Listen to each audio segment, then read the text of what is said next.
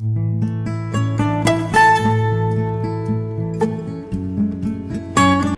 Students, तो आज का हमारा टॉपिक रहेगा how to write the formula of ionic compounds. तो आज हम सीखेंगे कि किस तरह से हम आयनिक कंपाउंड्स के लिए फॉर्मूलाज लिखते हैं। तो सबसे पहले हमें आयनिक कंपाउंड का ही पता होना चाहिए कि आयनिक कंपाउंड्स किस टाइप के कंपाउंड्स होते हैं। सो आयनिक कंपाउंड्स को हम यहाँ सबसे पहले डिफाइन करेंगे। Ionic compounds are those which are formed by combination of cations and anions। तो वो सभी कंपाउंड जो बनेंगे जब कैटायंस और एनायंस कंबाइन करेंगे, तो उन सभी कंपाउंड्स को हम बोलते हैं आयनिक कंपाउंड्स। अब नेक्स्ट पॉइंट हमारा ये रहेगा कि कैटायंस और एनायंस यहाँ पर कौन से आयंस होंगे। कैटायंस रहेंगे पॉजिटिवली चार्ज्ड आयंस, जैसे sodium ion, calcium ion, aluminium ion. तो एनायंस कौन से आयन होंगे? Anions are negatively charged ions. तो नेगेटिवली चार्ज आयंस के भी हम कुछ एग्जांपल लिखेंगे, जैसे chloride ion, oxide ion, sulphate ion. तो ये कुछ एग्जांपल्स हैं एनायंस के और ये एग्जांपल्स हैं कैटायंस के। तो जब भी कोई कैटायन कंबाइन करेगा किसी एनायन के साथ, तो एक कंपाउंड की फॉर्मेशन होगी वहां पर, और वही कंपाउंड क्या रहेगा? Ionic compound. तो आयनिक कंपाउंड्स कौन से कंपाउंड होंगे? ये वही कंपाउंड होंगे जो बनते हैं जब भी कभी कैटायंस और एनायंस कंबाइन करेंगे, वही रहेंगे आयनिक कंपाउंड्स। तो कुछ एग्जांपल्स लेंगे हम आयनिक कंपाउंड्स के, जैसे सोडियम क्लोराइड। ये एक आयनिक कंपाउंड है क्योंकि ये कंपाउंड बनता है जब सोडियम आयन कंबाइन करता है क्लोराइड आयन से। इनके कॉम्बिनेशन से जो कंपाउंड बनेगा वो रहेगा NaCl, जिसका नाम है सोडियम क्लोराइड। इसी तरह से एक कंपाउंड है कैल्शियम ऑक्साइड। तो ये कैल्शियम ऑक्साइड कंपाउंड भी एक आयनिक कंपाउंड है, क्योंकि इस कैल्शियम ऑक्साइड को बनाने के लिए एक हमें कैल्शियम आयन चाहिए और एक चाहिए ऑक्साइड आयन, और जब ये कैटायंस और एनायंस कंबाइन करेंगे तो इससे एक कंपाउंड बनेगा कैल्शियम ऑक्साइड। तो इन्हीं कंपाउंड्स के फॉर्मूला को हम किस तरह से लिखते हैं, आज हम इस वीडियो में यही सीखेंगे। तो इन आयनिक कंपाउंड्स के फॉर्मूला को लिखने के लिए कुछ रूल्स रहेंगे, उन्हीं रूल्स के अकॉर्डिंग इन कंपाउंड्स के फॉर्मूला को लिखते हैं। तो सबसे पहले हम उन्हीं स्टेप्स के बारे में पढ़ेंगे जिसको फॉलो करके हम किसी भी आयनिक कंपाउंड के फॉर्मूला को लिखते हैं। तो स्टूडेंट, जब भी हम किसी आयनिक कंपाउंड के फॉर्मूला को लिखेंगे तो हमें स्टेप्स को फॉलो करना होगा। उन्हीं स्टेप्स के अकॉर्डिंग हम उस कंपाउंड के फॉर्मूला को लिखेंगे। तो कौन कौन से रहेंगे वो स्टेप 1 में हम क्या करेंगे? Right formula of cation on left hand side and formula of anion on right hand side. तो जब भी हम फॉर्मूला ऑफ कैटायन और एनायन लिखेंगे, हम उनके ऊपर उनके चार्ज को भी रिप्रेजेंट करेंगे। यहाँ पर हम एक एग्जांपल लेंगे, जैसे हमें फॉर्मूला लिखना है सोडियम क्लोराइड का।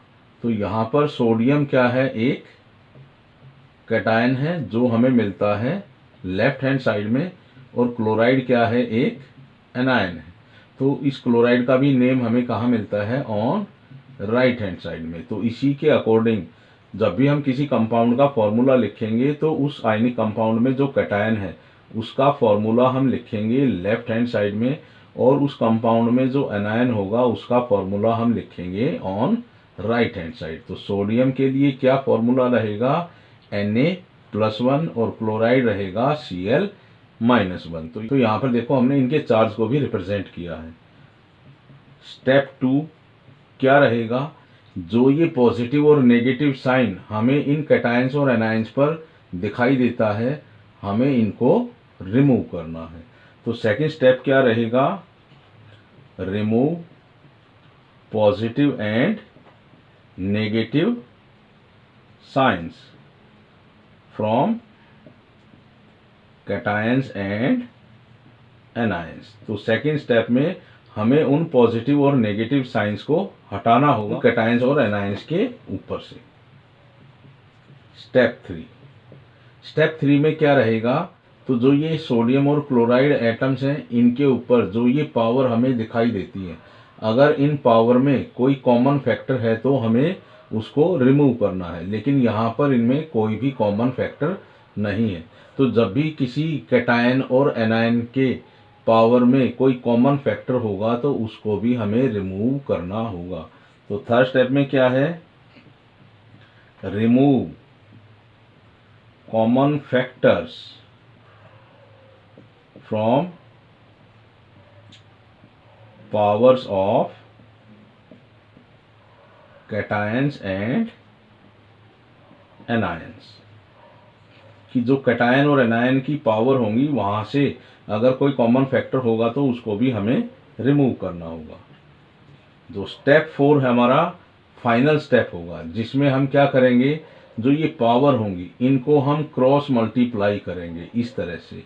तो जब हम इनकी क्रॉस मल्टीप्लिकेशन करते हैं तो सोडियम के यहाँ आ जाएगा 1 और क्लोरीन के यहाँ भी आ जाएगा 1, लेकिन हम किसी भी फॉर्मूला में 1 को रिप्रेजेंट नहीं करेंगे। तो सोडियम क्लोराइड का फॉर्मूला क्या रहेगा, NaCl। तो फोर्थ स्टेप क्या रहेगा, क्रॉस मल्टीप्लाई these powers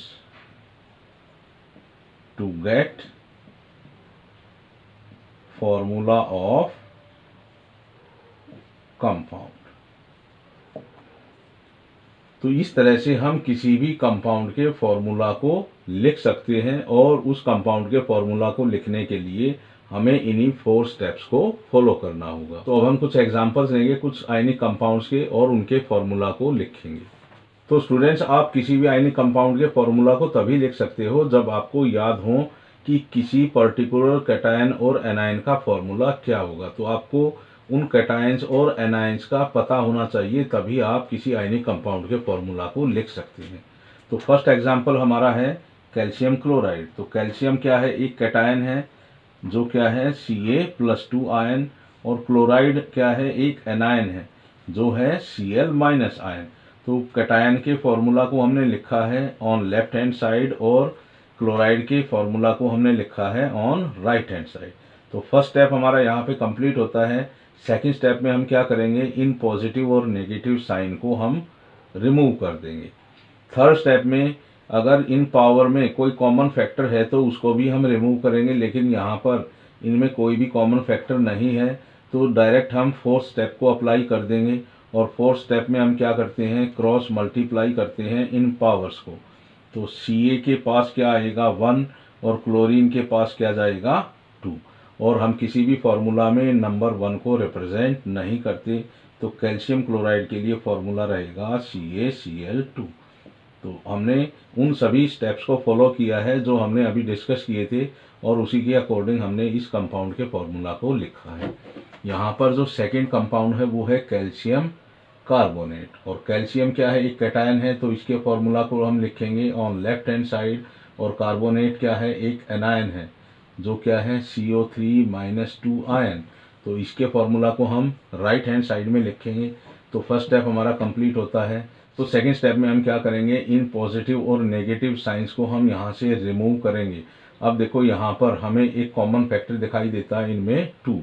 तो देखो 2 को हम क्या लिख सकते हैं, 1 2 जा 2, 1 2 जा 2। तो यहाँ से देखो 2 को हम कैंसिल कर देंगे, जो एक कॉमन फैक्टर है इन कैटायन और एनायन की पावर में।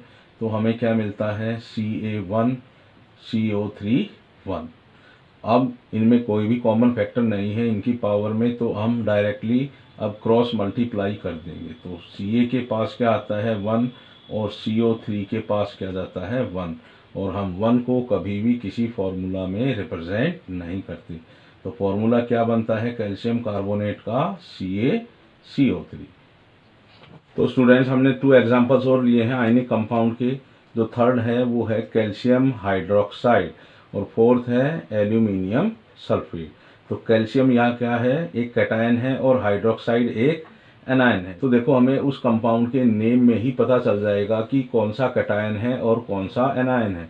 उस कंपाउंड के नेम में जो हमें लेफ्ट हैंड साइड में नेम मिलता है वही रहेगा कैटायन, और जो राइट हैंड साइड में नेम मिलता है वही होगा कोई एनायन। तो यहाँ कैल्शियम क्या है Ca+2 आयन और हाइड्रोक्साइड आयन क्या होता है OH-1 आयन। तो फर्स्ट स्टेप हमारा कंप्लीट होता है। सेकंड स्टेप में हम क्या करेंगे, पॉजिटिव और नेगेटिव साइन को रिमूव करेंगे और अब हम देखेंगे कि जो ये पावर यहाँ बचती है इनमें कोई कॉमन फैक्टर तो नहीं है, लेकिन यहाँ पर हमें कोई भी कॉमन फैक्टर नहीं मिलता। तो हम क्या करेंगे, डायरेक्ट क्रॉस मल्टीप्लीकेशन करेंगे। तो 2 कहाँ जाएगा, यहाँ जाएगा OH के पास और 1 जाएगा कैल्शियम के पास। तो हम लिख सकते हैं Ca1OH। अब देखो 2 हमें लिखना है इस OH के लिए, तो हम इसके लिए स्मॉल ब्रैकेट यूज करेंगे। तो देखो जब भी किसी कैटायन और एनायन में एक से ज़्यादा एटम प्रेजेंट होंगे तो वो कैटायन या एनायन जब एक से ज़्यादा प्रेजेंट होंगे किसी कंपाउंड में तो उनके नंबर को रिप्रेजेंट करने के लिए उस पूरे कैटायन या एनायन के अराउंड हम स्मॉल ब्रैकेट का यूज़ करेंगे, और वो कैटायन या एनायन कितने हैं उस ब्रैकेट के बाहर लिखेंगे उस नंबर को। तो यहाँ पर देखो Ca1OH ट्वाइस, तो 1 को हम कभी भी फॉर्मूला में रिप्रेजेंट नहीं करते, तो इसके लिए फॉर्मूला क्या रहेगा CaOH ट्वाइस। तो ये फॉर्मूला है कैल्शियम हाइड्रोक्साइड का। तो अब हम फॉर्मूला लिखेंगे अमोनियम सल्फेट के लिए। तो यहाँ अमोनियम क्या है, एक कैटायन है जिसका फॉर्मूला क्या रहेगा NH4+1, और +1 चार्ज को हम इस नाइट्रोजन एटम के ऊपर शो करेंगे। सल्फेट एक एनायन है जिसका फॉर्मूला क्या रहेगा SO4-2, और -2 को हम शो करेंगे ऑन ऑक्सीजन एटम। तो फर्स्ट स्टेप हमारा कंप्लीट होता है। सेकंड स्टेप के लिए हम इन पॉजिटिव और नेगेटिव साइन को रिमूव करेंगे।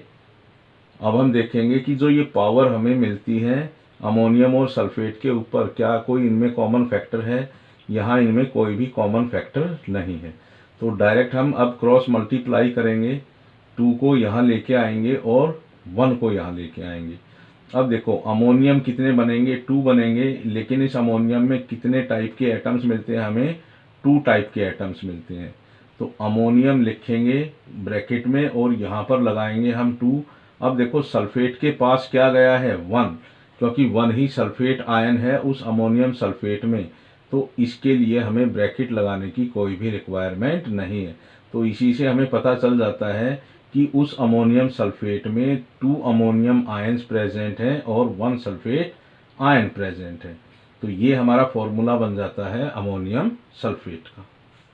तो स्टूडेंट्स इन्हीं स्टेप्स को फॉलो करते हुए हम किसी भी आयनिक कंपाउंड के लिए फॉर्मूला लिख सकते हैं।